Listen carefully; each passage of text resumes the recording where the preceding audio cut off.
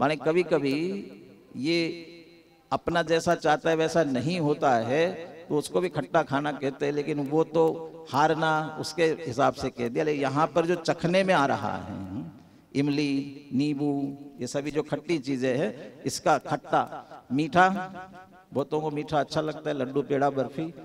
कड़वा ये अच्छा तो नहीं लगता है, लेकिन करेला है, नीम है, ये सभी कड़वे।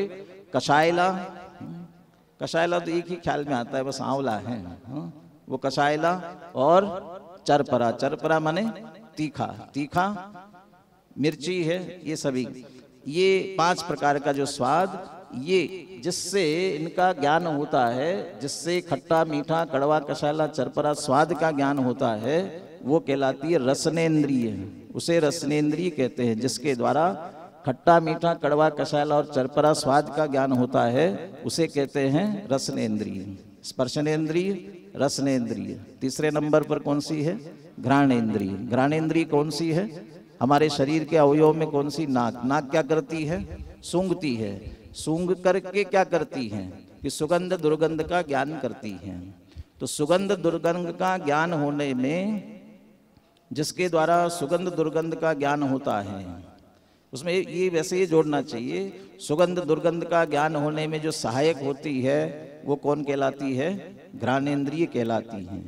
सुगंध दुर्गंध का ज्ञान होने में जो सहायक होती है वह कहलाती है घ्राणेन्द्रिय, जिससे सुगंध दुर्गंध का ज्ञान होता है। तो जिससे का अर्थ वो सहायक है, ये ध्यान रखना है सभी में से। घ्राणेन्द्रिय के बाद आगे कौन सी इंद्रिय है? घ्राणेन्द्रिय के बाद चक्षुरेंद्रिय। चक्षु माने ये आंखें, और आंखें क्या काम करती है? ख्याल नहीं है सबको? देखने का काम करती है। तो किसे देखेगी? क्या दिखाई देगा आंखों से? वो दिखाई देने वाला क्या है? वो रंग है, वर्ण है। और वर्ण कितने प्रकार का? खास आपको इसमें इनके परिभाषा में यही ध्यान रखने की बात है। छोटे में तो एक वाक्य, एक शब्द में तो याद रख सकते हो, उसके भेद ध्यान रखने की जरूरत है। वर्ण, जिससे वर्ण का ज्ञान होता है वो चक्षुरेंद्रिय। वर्ण कितने प्रकार का? वो भेद भी उसमें शामिल होना चाहिए। तो कौन कौन से? काला, नीला, पीला, लाल और सफेद। काला, नीला, पीला, लाल और सफेद आदि रंगों का ज्ञान होता है। इसको भी जोड़ा बनाना होता है एक साथ, काला, सफेद, नीला, पीला और लाल, इन रंगों का ज्ञान होता है। उसमें आदि लिखा दिया, भेद करते तो 5 ही की मुख्यता से भेद करते हैं। इन रंगों का ज्ञान जिससे होता है, या इन रंगों का ज्ञान करने में जो सहायक होता है, उसे ही क्या कहते हैं? चक्षुरेंद्रिय। और ये जो आंख है, ये हमारी चक्षु इंद्रिय है। अब कौन सा रह गया? कर्णेन्द्रिय। कर्णेन्द्रिय माने कान। और कान क्या किस काम आते हैं? सुनने के। और सुनाई क्या देता है हमें? शब्द। तो जिसके द्वारा शब्द का ज्ञान, जिनसे हम सुनते हैं, वे ही कर्ण या श्रोत्र इंद्रिय कहते हैं। जिनसे शब्द का ज्ञान होता है वह कर्ण इंद्रिय कहलाती हैं। शब्दों का ज्ञान होने में जो सहायक है उसे ही कर्ण इंद्रिय कहते हैं। अभी हम समझ रहे हैं इसे, लेकिन आप याद जो करेंगे, आपकी पुस्तक में जो लिखा होगा उसी दृष्टि से। क्या लिखा उसमें वाक्य देखिए, कर्णेन्द्रिय क्या लिखा? आप पढ़ो, पुस्तक नहीं खोली ना? अच्छा, मिला तुमको कर्णेन्द्रिय? अरे इसमें से पढ़ो, कह रहे वाक्य क्या लिखा? कहाँ है? खड़े हो, पुस्तक लेके खड़े हो। जिससे शब्दों का ज्ञान होता है उसे कर्णेन्द्रिय कहते हैं। जिससे शब्दों का ज्ञान होता है उसे कर्णेन्द्रिय कहते हैं। जिससे शब्दों का ज्ञान होता है उसे कर्णेन्द्रिय कहते हैं। परिभाषा स्वरूप हमने समझा है। परिभाषा वाक्य जैसा पुस्तक में लिखा है वैसे ही याद रखना है, ठीक है ना? जिससे शब्दों का ज्ञान होता है उसे कर्णेन्द्रिय कहते हैं। जीव अजीव वाले पाठ में भी पढ़ा। इंद्रिय के लक्षण करते समय भी हमने देखा, आत्मा का ज्ञान होने में, आत्मा का ज्ञान कराने में जो सहायक होती है वो इंद्रिया कहलाती है। इसका मतलब ज्ञान है किसका? ये है आत्मा का ही। ये इंद्रिया उसमें क्या है? सहायक है। इसलिए जानने का कार्य करता तो आत्मा ही है, जानता तो आत्मा ही है। इंद्रिया सिर्फ इसमें सहायक होती है, जिसको निमित्त कहते हैं। वो निमित्त मात्र है, जानने का असली कार्य तो आत्मा का ही है। जब इंद्रिया सहायता कर ही रही है अच्छा है ना, और सहायता कर रही है तो जो सहायता करे वो तो मित्र कहलाता है। लेकिन आप तो कह रहे कि जीते सो जिन, इतनो जीतने की बात करते हो। इंद्रियां जानने में सहायक तो होती ही है, लेकिन जानने के साथ साथ हमें भोगों में भी उलझाती हैं। इंद्रियां जानने के साथ साथ भोगों में भी उलझाती हैं। कैसे उलझाती भोगों में? 10 लक्षण धर्मों में एक संयम धर्म आता है ना, तो उसमें संयम धर्म, उसमें एक उदाहरण आता है। हमें प्यास लगी हो, प्यास लगे तो क्या चाहिए पड़ता है? प्यास लगे तो क्या चाहिए पड़ता है? पानी चाहिए। और पानी पीने से क्या हो जाएगा? प्यास बुझ जाएगी।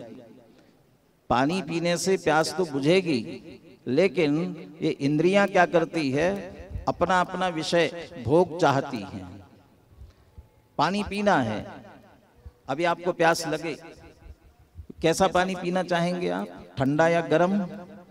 कैसा पीना चाहेंगे? ठंडा पानी की गर्म पानी? कौन सा पानी? ठंडा पानी। ठंडा ठंडा पानी चाहिए पीने के लिए, और इसीलिए जगह जगह वाटर कूलर लगे हुए होते हैं। क्यों लगे हैं? ये स्पर्शनेंद्रिय कहती है पानी कैसा होना चाहिए? ठंडा होना चाहिए। बहुत जगह का पानी कड़वा होता है ना, अच्छा नहीं लगता है स्वाद में। तो हम रसनाएंद्रिय क्या कहते हैं? पानी कैसा होना चाहिए? मीठा होना चाहिए। अच्छा मीठा होना, यहाँ का पानी स्वादिष्ट है, यहाँ का पानी अच्छा नहीं, खारा पानी, बहुत सी जगह खारा खारा पानी लगता है। तो रसनेंद्रिय कहती है मीठा पानी होना चाहिए। और किसी पानी में थोड़ी दुर्गंध सी आ रही होगी तो घ्राणेंद्रिय क्या कहेगी? पानी कैसा होना चाहिए? अच्छा सुगंधित होना चाहिए। जब तीनों इंद्रियां, रसनाएंद्रिय करी ठंडा होना चाहिए, रसनाएंद्रिय स्पर्शनेंद्रिय, स्पर्शनेंद्रिय कह रही पानी ठंडा होना चाहिए, रसनाएंद्रिय कह रही मीठा होना चाहिए, घ्राणेंद्रिय कह रही सुगंधित होना चाहिए। तो फिर चक्षुरेंद्रिय भी तो कुछ कहेगी। चक्षुरेंद्रिय क्या कहेगी? साफ होना चाहिए। कभी कभी ये भी कहते हैं थोड़ा रंगीन हो तो और अच्छा है, थोड़ा रंगीन भी होवे। किसमें होता है रंगीन?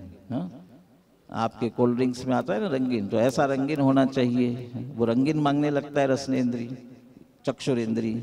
अब चारों इंद्रियों ने मांगा है तो कर्णेंद्रिय पीछे का रहने वाली है।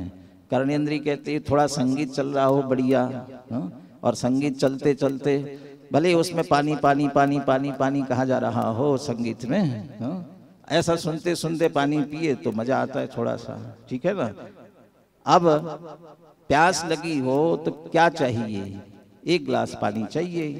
1 गिलास पानी से प्यास तो बुझ सकती है, लेकिन ये 5 इंद्रियां फिर हमारे इन विषयों के लिए, और इसके लिए फिर प्यास लगी है तो अब पता नहीं कोल्ड ड्रिंक कितने की आती है, अपन तो पीते नहीं इसलिए मालूम नहीं है कितने की आती है कोल्ड ड्रिंक। हाँ, कोई बता रहे 25 रुपए की, इसका मतलब पिया है तुमने। हाँ, अब प्यास बुझाने के लिए 25 रुपए की जरूरत थी क्या? मुफ्त के 1 गिलास से प्यास बुझ सकती थी, लेकिन वो 25 रुपए जो चुकाए है ना, वो इंद्रियों ने विषयों में उलझा दिया, इंद्रियों ने भोगों में उलझा दिया। माने इंद्रियां जानने में सहायक होती, उसके साथ साथ में हमें विषयों में उलझाती है। इसलिए इंद्रियों को जीतना जरूरी है, उसके साथ साथ विषयों में तो उलझाती ही है। लेकिन यदि ज्ञान में भी सहायक है, निमित्त भी बन रही है, उनसे ज्ञान किसका हो रहा है? किसको जाना जा रहा है? स्पर्शनेंद्रिय से किसको जाना था? अरे स्पर्शनेंद्रिय से किसको जाना? किसको जाना? हल्का भारी, रूखा चिकना, कड़ा नरम, ठंडा गरम, इसको जाना ना। ये तो सर स्पर्श है, स्पर्शनेंद्रिय से स्पर्श को जाना जी। रसनेंद्रिय से किसको जाना? खट्टा मीठा कसायला चरपरा, ये जो है स्वाद रस को जाना। घ्राणेंद्रिय से किसको सूंघा? गंध को सूंघा गया। चक्षुरेंद्रिय से किसको देखा गया? वर्ण को देखा गया। और कानों से किसे सुना? शब्द को सुना। तो इन इंद्रियों के माध्यम से स्पर्श का ज्ञान हो गया, रस का ज्ञान हो गया, गंध का ज्ञान हो गया, वर्ण का ज्ञान हो गया। और स्पर्श रस गंध वर्ण ये किसमें होते हैं? स्पर्श रस गंध वर्ण किसमें पाए जाते हैं? द्रव्य नाम का पाठ पढ़ा था ना, तो द्रव्य नामक पाठ में स्पर्श रस गंध वर्ण किसमें बताया है? पुद्गल में। इसका मतलब इंद्रियों के माध्यम से जिसका ज्ञान हो रहा है वो कौन है? पुद्गल है। और आत्मा में स्पर्श रस गंध वर्ण है नहीं। अब हमें आत्मा को जानना हो तो इंद्रियों से जाना जा सकेगा? देखो अपनी आत्मा को देखो, तो आप ऐसे ऐसे देखने लगोगे तो आत्मा दिखाई देगा। सुनो, तो आंख नाक कान से आत्मा जानने में नहीं आएगा, क्योंकि आत्मा में स्पर्श रस गंध वर्ण नहीं है। द्रव्य नामक पाठ में आपने भी पढ़ा था, जीव अजीव दो प्रकार के द्रव्य है ना। इसी के साथ साथ मूर्त अमूर्त भी देखा था। 5-6 द्रव्यों में से कितने द्रव्य मूर्त है? एकमात्र कौन सा? पुद्गल द्रव्य, और बाकी सभी अमूर्त है। ऐसे आत्मा भी अमूर्त है, आत्मा में स्पर्श रस गंध वर्ण नहीं है। चूंकि आत्मा में स्पर्श रस गंध वर्ण नहीं है, इसलिए इंद्रियां आत्मा का ज्ञान कराने में, माने आत्मा को जानने में सहायक नहीं हो सकती हैं, आत्मा का ज्ञान नहीं करा सकती। यदि आत्मा को जानना हो तो इंद्रियों से नहीं जाना जा सकेगा। तो इंद्रियां आत्मा का ज्ञान नहीं कराती है, इसलिए इंद्रियां आत्मज्ञान में उल्टा बाधक हैं। ध्यान करना हो आपको, ध्यान करने के लिए आप बैठे हो, आंख खोल करके बैठते हैं कि बंद करके? ध्यान करने वाले ध्यान करने के लिए, ध्यान छोड़ो, जाप देने के लिए बैठे हो, आंख खोल करके बैठते बंद करके? क्यों बंद करके बैठते हैं? यदि खोल करके बैठेंगे तो क्या हो जाएगा? खोल करके बैठेंगे तो आने जाने वाले पता नहीं कौन कौन दिखाई देंगे, तो मन भटकेगा ना। हमने आंखें बंद कर ली, लेकिन कान तो कैसे बंद करेंगे? तो कान तो बंद नहीं कर पाते हैं, और कानों से खटपट आती रहती है, और खटपट आती है तो क्या हो रहा है? कोई जोर से बोला तो क्या कह रहा है? सारा ध्यान उधर चला जाता है हमारा। माने इंद्रियों के माध्यम से हमारा ध्यान बाहर की तरफ जाता है, आत्मा का ध्यान तो नहीं हो पाता है। इसका मतलब है उसमें बाधक ही बनती है। इसलिए इंद्रियों को जीतना जरूरी है। इंद्रियों से बाहर का ज्ञान छोड़ करके, इंद्रियां जो 5 इंद्रियों का विषय भोग चाहती उसे छोड़ करके आत्मा की तरफ लक्ष्य करेंगे, तब आत्मा का ज्ञान होगा। इसीलिए इंद्रिय ज्ञान को तुच्छ भी कहा, क्योंकि इंद्रियां मात्र पुद्गल का ज्ञान कराने में सहायक होती है। आत्मा चूंकि अमूर्तिक है, आत्मा में स्पर्श रस गंध वर्ण है नहीं, इसलिए आत्मा का ज्ञान करने में तो काम आती नहीं है। इसलिए भले इंद्रियों से बहुत कुछ जाने, लेकिन हमारे आत्मज्ञान में तो कुछ काम नहीं आई, इसलिए इंद्रिय ज्ञान को तुच्छ कहा गया। ये तो छोड़ दीजिए, तो डिटेल में दिया किस जीव की कितनी इंद्रियां होती है, ये बहुत डिटेल में दिया। इसको थोड़ा गौन करते आगे बढ़िए। एक इंद्रिय जीव कौन कौन से हैं, और आगे द्विइंद्रिय कौन कौन है, सब दिए। और 3 इंद्रिय, 4 इंद्रिय, पंचेंद्रिय। हम मनुष्य सभी, हमारी 5 इंद्रिय, इसलिए पंचेंद्रिय। हाँ, इंद्रियों को क्यों जीतना है? क्या हमारी शत्रु है? वे तो ज्ञान में सहायक है ना, फिर इनको क्यों जीतना? नेक्स्ट, हाँ, संसारी जीव को इंद्रिया ज्ञान के काल में निमित्त होती है। निकाल, हमारा ज्ञान अभी कमजोर है, और कमजोर व्यक्ति को सहायता लेनी पड़ती है, इसलिए हमें इंद्रियों से जानना पड़ता है, वो भी सिर्फ पुद्गल को जानने में। पुद्गल का ज्ञान कराते समय ये सहायक होती है, फिर क्यों जीतना? नेक्स्ट, परंतु इंद्रियां भोगों में उलझाने में भी तो निमित्त होती है, और साथ ही अतः इन्हें जीतने वाला ही भगवान बन पाता। नहीं तो इंद्रियों में उलझ के विषयों में रहेगा तो वैराग्य नहीं होगा, आगे नहीं बढ़ पाएगा। नेक्स्ट, इंद्रियों के भोगों को छोड़ना चाहिए, इंद्रिय ज्ञान को तो नहीं, फिर भोगों को छोड़ दे। ज्ञान तो करते रहे, लेकिन ज्ञान भी किसका होगा उसके माध्यम से? ये 5 इंद्रियां किस वस्तु के जानने में निमित्त है? ज्ञान के काल में सिर्फ पुद्गल का ज्ञान कराने में। स्पर्श रस गंध वर्ण और शब्द, शब्द स्पर्श रस गंध वर्ण तो पुद्गल के है ही, शब्द भी पुद्गल की ही पर्याय है, इसलिए उससे एकमात्र पुद्गल का ही ज्ञान होता है। इसलिए नेक्स्ट, स्पर्श रस गंध और वर्ण तो पुद्गल के गुण हैं, आवाज व शब्द पुद्गल की पर्याय है। इसका मतलब अकेले पुद्गल का ज्ञान हुआ उसके माध्यम से। नेक्स्ट, हाँ, एक पीछे वापस, इंद्रियां किसके जानने में निमित्त नहीं है? किसको नहीं जान सकती है? आत्मा की, क्योंकि आत्मा अमूर्तिक है, स्पर्श रस गंध वर्ण और शब्द आवाज से रहित है, इसलिए इंद्रियों के माध्यम से आत्मा को नहीं जाना जा सकता। नेक्स्ट, आत्मा का हित तो आत्मा के जानने में है, अतः आत्मा को न जानने से इंद्रिय ज्ञान भी तुच्छ है। ये सारे पाठ का सार निचोड़ यदि कुछ है तो अंतिम वाक्य हैं। और ये विशेष परीक्षा की दृष्टि से तो ठीक है, लेकिन हमारे समझने के लिए भी जरूरी है। इंद्रियों से बहुत जानना चाहते हैं, लेकिन सचमुच अपने लिए, आत्मा के लिए कुछ भी काम का नहीं है, इसलिए इंद्रिय ज्ञान तुच्छ है। ये बहुत ज्यादा पूछा जाता है परीक्षाओं में, इंद्रिय ज्ञान तुच्छ क्यों है? तो ये बात अकेले परीक्षा के लिए नहीं, हमें भी समझने के लिए जरूरी है। क्योंकि इंद्रियों के माध्यम से मात्र पुद्गल का ज्ञान होता है। इंद्रियां स्पर्श रस गंध वर्ण और शब्द को जानती है, और ये स्पर्श रस गंध वर्ण शब्द किसमें होते हैं? पुद्गल में होते हैं। इसका अर्थ अकेले पुद्गल को जानती है इंद्रियां। आत्मा में स्पर्श रस गंध वर्ण है नहीं, आत्मा इससे रहित है, अमूर्तिक है। इसलिए आत्मा को जानने में इंद्रियां सहायक नहीं हो सकती है, और आत्मा का हित आत्मा को जानने में है। इंद्रिय ज्ञान तुच्छ कहते समय सबसे पहली बात ये आना चाहिए, आत्मा का हित किसमें है? कि आत्मा को जानने में। आत्मा को सुखी होना है तो आत्मा को जानना पड़ेगा, और आत्मा का ज्ञान कराने में इंद्रियां सहायक नहीं होती। क्यों नहीं होती? क्योंकि इंद्रियां सिर्फ पुद्गल को जानती हैं, स्पर्श रस गंध वर्ण इनको जानती हैं। आत्मा में स्पर्श रस गंध वर्ण है नहीं, आत्मा अमूर्तिक है, इसलिए आत्मा के जानने में सहायक नहीं होती है। इसलिए इंद्रिय ज्ञान क्या है?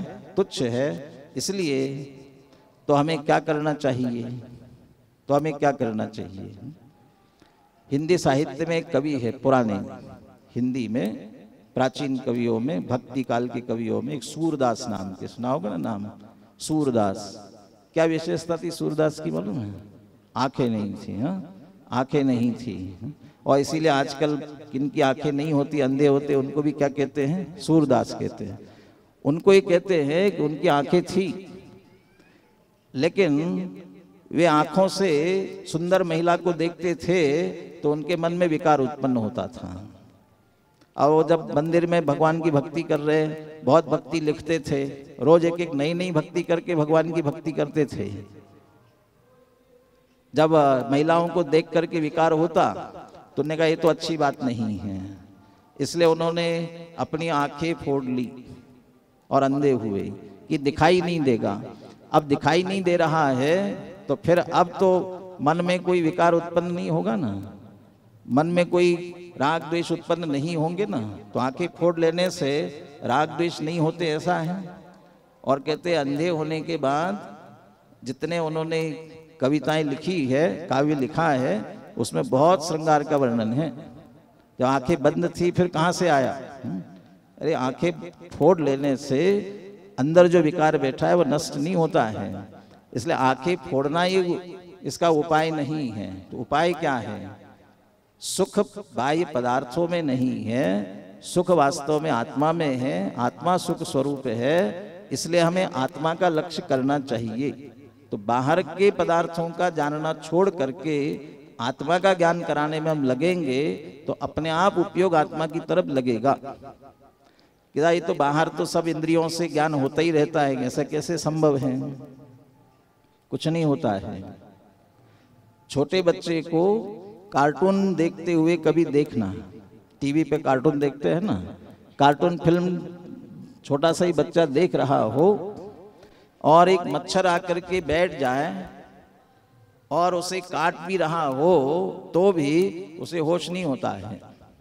तो स्पर्शनेंद्रिय से ज्ञान हो रहा है ना, मच्छर बैठा काट रहा है और वो देखने में मस्त है, उसे उड़ा ही नहीं रहा है। तो क्यों? क्योंकि वो उसे देखने में मजा आ रहा है उसे, तो ये भूल जाता है। जब वो कार्टून देख रहा हो, मम्मी आवाज लगाती है 2 बार 3 बार और एकदम पास में आकर के हिलाती है, क्यों? सुनाई नहीं दे रहा है, कितनी बार आवाज लगा रही हूं, तो सुनता ही नहीं हो। तो उसे कान में शब्द नहीं पड़ रहे हैं, सुनाई नहीं दे रहे हैं, लेकिन उसे मजा आ रहा है कार्टून देखने में। तो कार्टून देखने में मजा ले रहा है तो सब भूल जाता है, बाकी सभी किसी इंद्रिय से कुछ भी हो रहा हो तो सब भूल जाता है।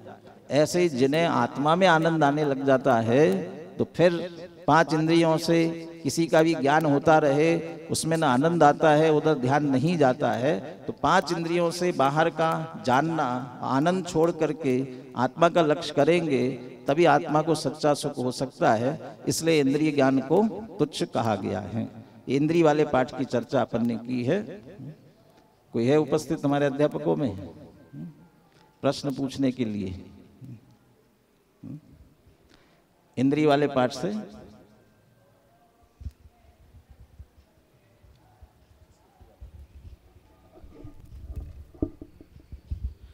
इंद्रियां किसे कहते हैं?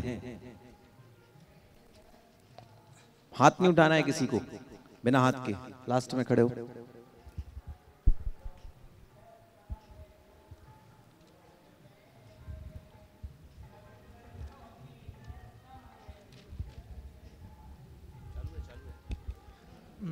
जिसमें स्पर्श रस गंध वर्ण पाया जाए उसे इंद्रिय कहते हैं।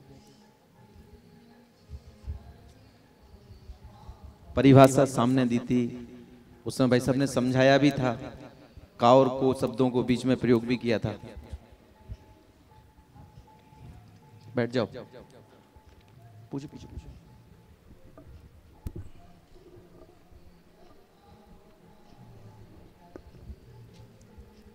संसारी आत्मा के ज्ञान में निमित्त शरीर के चिन्ह विशेष को इंद्रिय कहते हैं। थोड़ा सा शब्द का प्रयोग पहले आगे करो। शरीर, शरीर के चिन्ह विशेष, शरीर के चिन्ह विशेष को इंद्रिय कहते हैं। जो आत्मा को ज्ञान कराने में, जो आत्मा को ज्ञान कराने में निमित्त हो। शरीर के चिन्ह विशेष जो आत्मा को ज्ञान कराने में निमित्त हो, उसे क्या कहते हैं? इंद्रियां।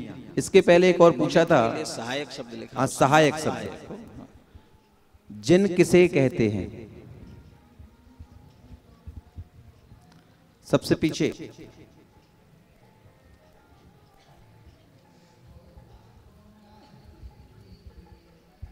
जिनका भक्त सोजैन, जिन आज्ञा माने सोजैन, और जी भगवान ने बताया हुआ मार्ग पर चले सोजैन। जिनेन्द्र देव के द्वारा बताए हुए मार्ग पर चले वह सच्चा जिन। जिन नहीं, ये तो जैन की परिभाषा हुई। जिन की पूछी थी, सॉरी, जिन की। वो तीनों बातें अच्छे से बताए, इसलिए लगा कि सही है। हाँ, जैन की नहीं, जिन की। ये किसकी परिभाषा बताई? लास्ट में है।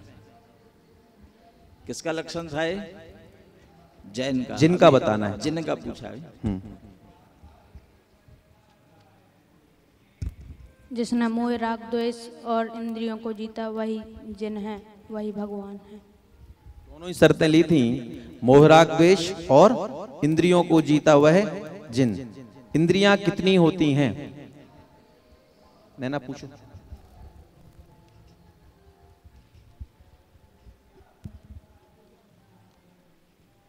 इंद्रियां 5 होती है। नाम बताइए। स्पर्शन, रसना, घ्राण, चक्षु, कर्ण। स्पर्शन, रसना, घ्राण, चक्षु, कर्ण। स्पर्शन इंद्रिय किसे कहते हैं? हाथ नहीं उठाना है।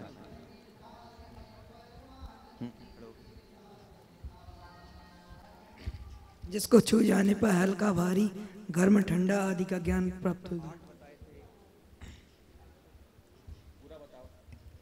जिसको छूने पर हल्का भारी नरम गरम ठंडा ठंडा गरम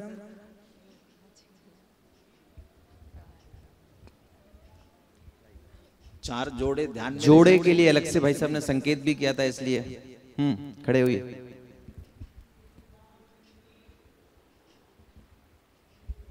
हल्का भारी, ठंडा गरम, रूखा चिकना, कड़ा नरम। पूरी परिभाषा बोलो। जिनको इंद्रियों के माध्यम से जिसके छू जाने पे इन सब का ज्ञान हो, उसे हल्का भारी, कड़ा नरम, रूखा चिकना, ठंडा गरम, इन सब का ज्ञान हो, उसे इंद्रिय, स्पर्शन इंद्रिय कहते हैं। स्पर्शन इंद्रिय कहते हैं। रसनेन्द्रिय किसे कहते हैं?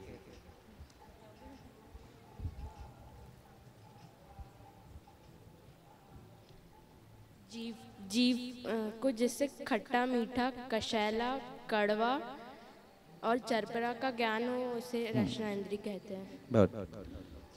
घ्राण इंद्रिय।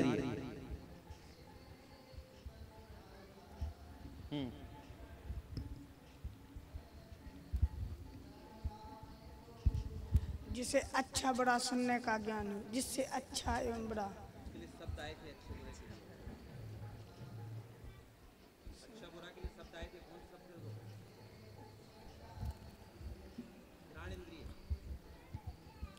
अच्छा बुरा सुनने में है, सुनने, अच्छा सूंघने में है।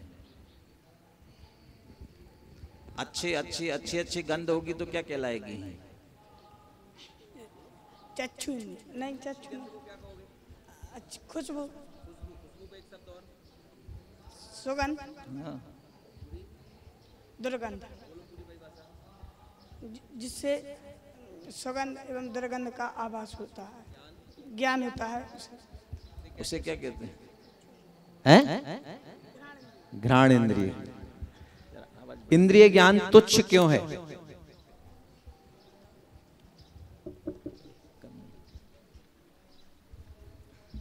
इंद्रिय ज्ञान तुच्छ इसलिए है क्योंकि वे भूतगल को जानने में निमित्त है, आत्मज्ञान को जानने में निमित्त नहीं है। बहुत वजन दिया था भाई साहब ने, थोड़े से शब्दों को और प्रयोग करें। जिस प्रकार इंद्रिय ज्ञान से भूतगल को जानने में निमित्त और वह ही है, उसी प्रकार मात्र पर को जानने वाला इंद्रिय सुख भी है। अतीन्द्रिय सुख और अतीन्द्रिय ज्ञान उपाधि है। तुच्छ क्यों है? बिल्कुल स्पष्ट परिभाषा बताई थी भाई साहब ने, पहला 2 स्लाइड्स भी आई थी। पहला वाक्य कुछ और आना चाहिए सबसे पहले, और खुद की ओर से शुरुआत होगी वो।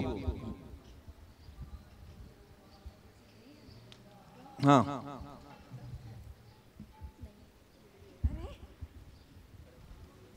क्या हो गया? अकेला माइक पास करने का हो रहा है क्या?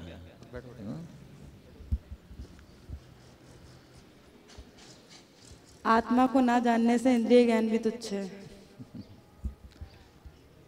थोड़ी सी लाइन स्टार्ट हुई लेकिन बीच में गड़बड़ा गई। हाँ, क्योंकि इंद्रियां हमारी शत्रु होती हैं। चलिए, समापन मूल्यांकन से समझ में आया कि आपको समझ में नहीं आया, इसलिए इस बात को दोहराते हुए आगे बढ़ते हैं।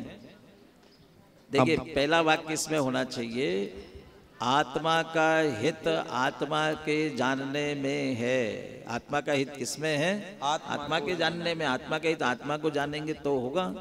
जितने हमारे अरहंत सिद्ध बने आत्मा को जानकर बने हैं। आत्मा का हित आत्मा के जानने में है, क्योंकि इंद्रियां किन्हें जानती है? स्पर्श रस गंध वर्ण और शब्द को। ये सब पुद्गल में होती है, इसलिए इंद्रियां सिर्फ पुद्गल के जानने में सहायक होती है, आत्मा को जानने में सहायक नहीं होती। ये तीनों बातें आनी चाहिए। सबसे पहली बात, आत्मा का हित तो आत्मा के जानने में है, और ये इंद्रियां पुद्गल को जानती है, क्योंकि इंद्रियां स्पर्श रस गंध वर्ण को जानती है, और पुद्गल में स्पर्श रस गंध वर्ण होता है, इसलिए अकेले पुद्गल के जानने में सहायक होती है, और आत्मा को जानने में सहायक नहीं होती है। इसका भी कारण साथ में देना है। आत्मा को क्यों नहीं जान सकती है? जब जानने में सहायक होती है तो आत्मा को जानने में सहायक होवे ना, कि नहीं हो सकती, क्योंकि आत्मा में स्पर्श रस गंध वर्ण नहीं है, इसलिए आत्मा को जानने में सहायक नहीं होती। जब आत्मा के किसी काम की नहीं है और हमारा ज्ञान है, और इंद्रिय ज्ञान ऐसा हमारे किस काम का, इसलिए इंद्रिय ज्ञान तुच्छ है। फिर से तीनों बातें दोहराते हैं। पहली बात, आत्मा का हित आत्मा के ज्ञान करने में ही है, लेकिन इंद्रियां मात्र पुद्गल का ज्ञान करने में सहायक होती है, क्योंकि इंद्रियां स्पर्श रस गंध वर्ण का ज्ञान करती है, और ये मात्र पुद्गल में है। इंद्रियां आत्मा का ज्ञान नहीं करा सकती है, कराने में सहायक नहीं होती है, क्योंकि आत्मा में स्पर्श रस गंध वर्ण नहीं है, आत्मा अमूर्तिक है। ये सभी बातें उसमें आनी चाहिए। देव दर्शन में से एक छंद अपना बाकी था, उस छंद की अभी चर्चा करते हैं अपन। स्क्रीन पर भी निकाल लीजिए, है उसमें चौथा छंद है ना। पहले छंद में हम संसार में दुख क्यों उठा रहे इसकी बात बताई थी। फिर हम दुख से छूटने का उपाय प्रारंभ करना चाहते हैं, तो गृहस्थी में रहकर भी कैसे हम उपाय कर सकते हैं इसकी बात की थी। गृहस्थी में रह करके सुखी होने का उपाय तो कर सकते हैं, लेकिन पूर्ण सुखी तो नहीं हो सकते हैं। पूर्ण सुखी होने के लिए मुनि बन करके साधना करना जरूरी है। इसलिए तीसरे छंद में मुनि बनने की भावना भाई थी, और मुनि बन करके कैसी आत्म साधना करेंगे उसकी चर्चा हुई थी। लेकिन मुनि बन करके आत्म साधना करते रहेंगे तब भी पूर्ण सुखी नहीं होंगे। आत्म साधना करते करते स्वयं भगवान बनेंगे, तब वास्तव में पूर्ण सुखी होंगे। तो इसलिए अब अंतिम छंद में भगवान बनने की भावना भाते हैं, और साथ में कैसे बनेंगे भगवान उसकी भी चर्चा करते हैं। बोलिए चौथा छंद। कब धन्य सो अवसर पाऊं, जब निज में ही रम जाऊं, करतादिक भेद मिटाऊं, रागादिक दूर भगाऊं, कर दूर रागाधिक निरंतर, आत्म को निर्मल करूं, बल ज्ञान दर्शन सुख अतुल, चरित क्षायिक आचरूं, आनंद कंद जिनेन्द्र बन, उपदेश को नित उच्चरूं, आवे अमर कब सुखद दिन, जब दुखद भव सागर तरूं। सबसे अंतिम पंक्ति है, आवे अमर कब सुखद दिन, जब दुखद भव सागर से तरूं। अमर शब्द लिखा हुआ है ना, अमर, और अमर शब्द को इन्वर्टेड कॉमा किया है ना। ऐसा क्यों किया? ये जो कवि भजन भक्ति स्तुति यहाँ तक की पूजाएं भी लिखते हैं, तो अंतिम अंतिम छंद में इस तरह से शब्द का प्रयोग करते हैं कि वो शब्द वो कवि का नाम भी होता है। तो ये अमर कवि ने लिखा तो उन्होंने अपने नाम का उल्लेख किया, लेकिन साथ में वो जो शब्द का नाम का प्रयोग भी करते हैं, वो उसका वो वाक्य में कुछ अर्थ भी होता है उसमें साथ साथ में।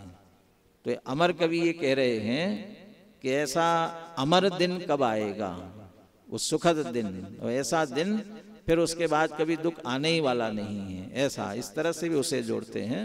तो शुरू से भी आप कह सकते हो अमर कवि ये भावना भा रहा है, लेकिन वो अमर कवि ने अकेले अपने लिए नहीं लिखा। अपने लिए होता तो अकेले बोलकर छोड़ देते, लिखा ना, लिख करके सबको दिया। इसका अर्थ वैसी भावना हम सब भी भावे, इसके लिए मुनि बन करके साधना कर रहे हैं, लेकिन मुनि बन करके अकेले मुनि ही बने नहीं रहना है, मुनि होकर के मुक्त होना चाहते, मुक्ति के लिए मुनि बने हैं। तो कैसे बनेंगे आगे चल करके? कब धन्य सु अवसर पाऊं, जब निज में ही रम जाऊं। तो मुनिराज तो अपनी आत्मा में लीन तो होते ही है ना, ले आत्मा में लीन तो होते हैं, लेकिन हमेशा के लिए नहीं होते हैं। फिर से उपयोग बाहर आता है, बाहर आता है तो सामने बैठे हो तो उपदेश देते हैं, विहार करते हैं, आहार के लिए भी निकलते हैं, इतना बाहर तो आना होता है। लेकिन वे मुनिराज कह रहे हैं कि ऐसा अब दिन कब आएगा कि जब निज में ही रम जाऊं, अब अपने में लीन हो, अब मेरा उपयोग मेरा ध्यान कोई बाहर फिर निकले ही नहीं, मैंने हमेशा के लिए अपने में ही लीन हो जाऊं। ऐसा दिन कब आएगा? ऐसा दिन आने के लिए पूरी तरह से अपने में रम जाने के लिए दो बातें करना जरूरी है। क्या? करतादिक भेद मिटाऊं, और दूसरा रागादिक दूर भगाऊं। ये दो बातें करना जरूरी है। करतादिक मतलब ये मोह, अज्ञान, मिथ्यात्व, उल्टी मान्यता, जबकि पहले छोड़ दी है, उसके बाद भी कुछ शेष रह गई हो तो पूरी तरह से मिटा दूं। ये मेरा है, मैं इसका हूं, ये मेरा, ये इसका मैं करता हूं, मैं इसका भोगता हूं, ये जो करता।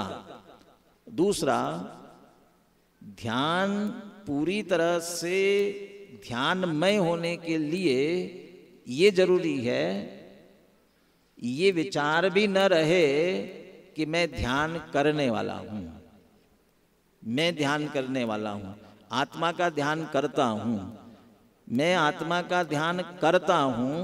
यदि ऐसा करने का विकल्प आ रहा है, करने पने का, तो फिर आत्मा का नहीं हो रहा है, करने का विकल्प हो रहा है। तो फिर कैसा होगा?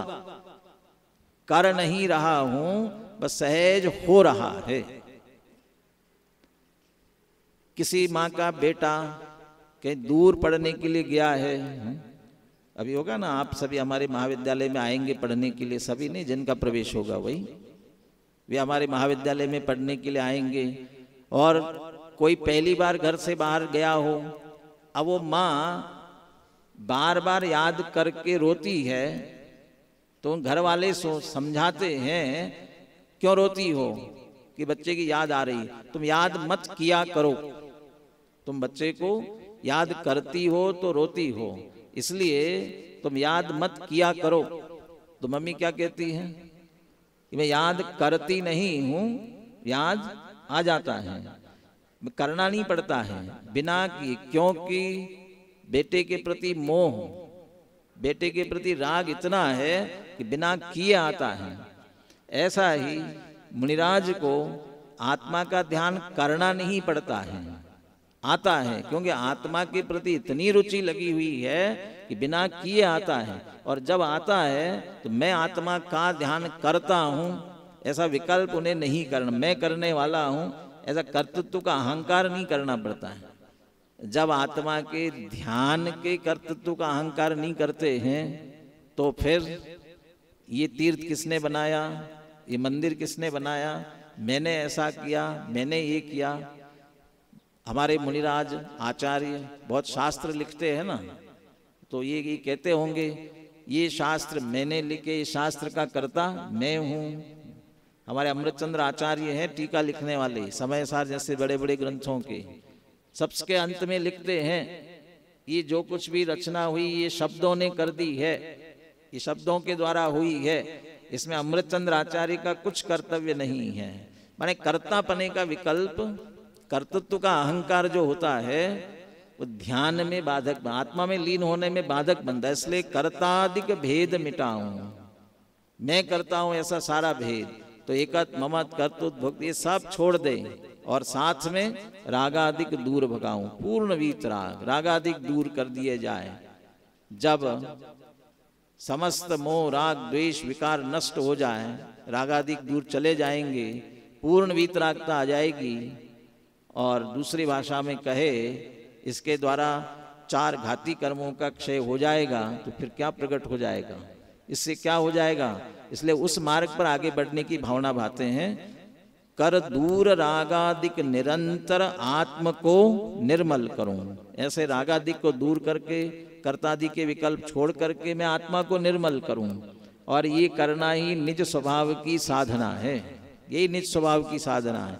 और ऐसे निज स्वभाव की साधना के द्वारा 4 घाती कर्मों का क्षय हो जाएगा।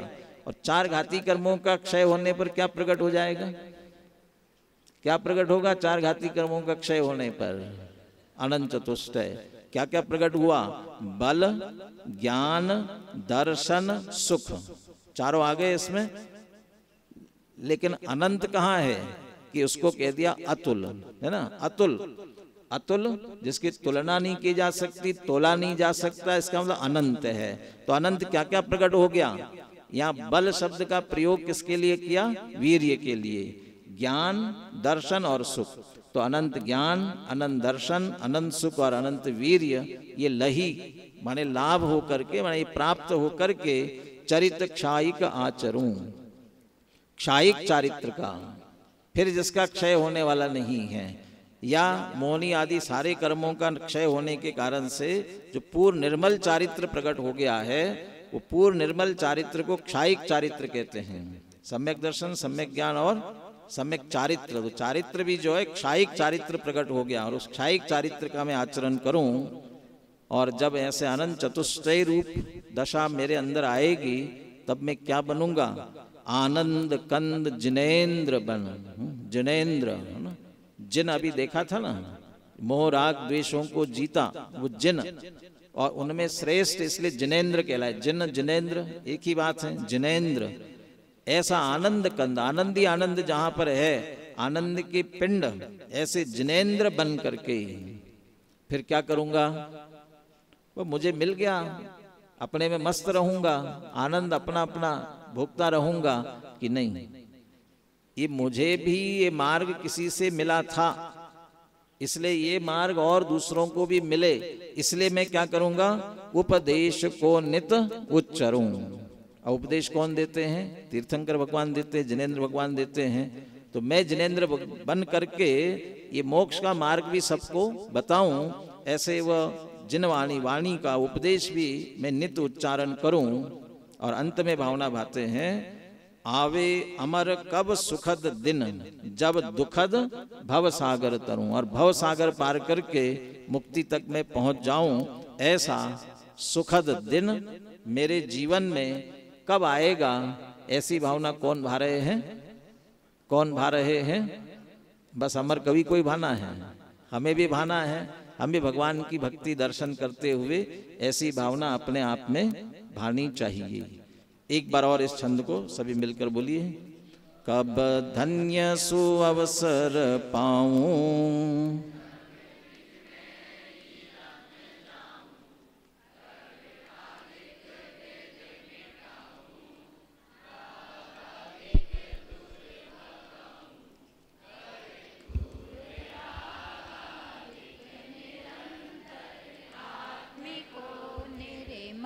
करूं सन सुखे अतुल लहि चरिति छाय के आचरूं। आनंद कंदे जिनेन्द्र बने उपदेसी को नित्य उच्चरूं। आवे अमर कवि सुखद दिन, जब दुखद भव सागर तरूं। हाँ, कल के लिए ध्यान रखेंगे। कल हम द्रव्य गुण पर्याय का पाठ पढ़ेंगे। आपको पहले से पढ़कर आना है। आपके समझ लीजिए इन 3 भागों में सबसे गंभीर पाठ है, तात्विक पाठ है, समझने जैसा है, विशेष है। और ये आप समझेंगे तो हमेशा आपको काम आएगा जिनवाणी पढ़ते समझते समय। इसलिए आप एक बार स्वयं पढ़ करके आना, तो विषय आपको समझ में आएगा। ठीक है, कोई सूचना? जिन लड़कों से आज कहा था पीछे बैठे हुए थे, अभी सभी अपनी अपनी लाइन की अटेंडेंस देके जाएंगे। ठीक है, कौन पढ़ाता है आपको और आपकी